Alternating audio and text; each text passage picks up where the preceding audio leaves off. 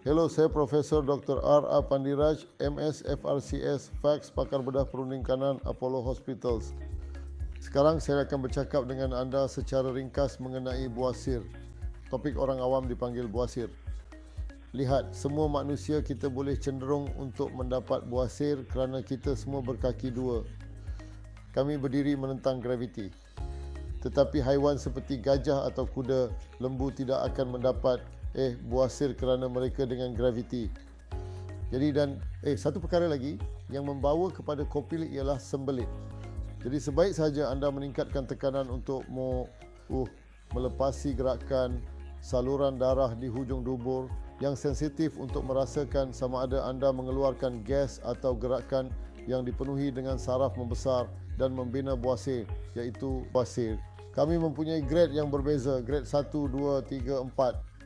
Yang satu tak nampak dalam. 2, pesakit berkata keluar dan keluar.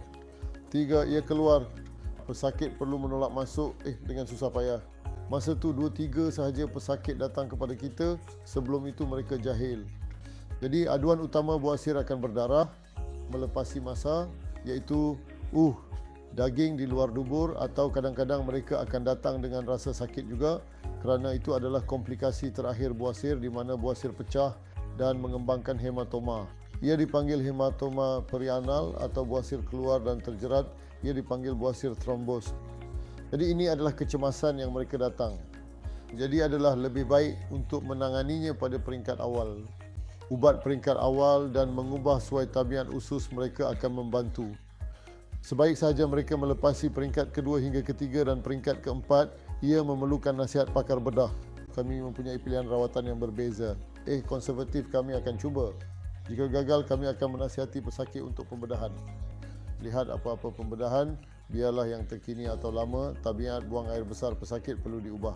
Jika mereka sembelit, jika mereka melakukan pembedahan, mereka melakukan apa sahaja, ia akan menjadi kegagalan. Jadi perkara utama adalah mengajar pesakit bagaimana untuk mengawal usus mereka. Jadi saya hanya akan memberikan pengenalan ringkas tentang apakah pembedahan terkini. Salah satunya ialah pembedahan terbuka di mana kami melakukan Milligan-Morgan, itulah namanya. Kami memotong dan menjahitnya. Kedua, kita perlu maju. Jika pesakit tidak mahu pembedahan, kami pergi ke konservatif dalam bukan invasif atau tanpa anestesia kami melakukan beberapa prosedur sebagai pesakit OP. Ia boleh menjadi banding atau menggunakan pembekuan inframerah pada buasir, atau saya melakukan banyak skleroterapi, memberikan sklerosan pada buasir yang akan menjadi langkah sementara. Ia jadi bukan langkah kekal, tetapi jika pesakit mengalami pendarahan, kesakitan atau masa yang keluar, ini semua akan tewas dengan kaedah ini. Kaedah kekal adalah pembedahan. Pembedahan terbaru adalah melakukan stapler. Ia dipanggil stapler hemoroidektomi yang kami lakukan di sana. Perkara lain adalah menggunakan HALS, iaitu buasir sistem pengikatan arteri. Kami mengenal pasti arteri dengan Doppler dan menjahitnya supaya saluran penyusuan tersangkut pada.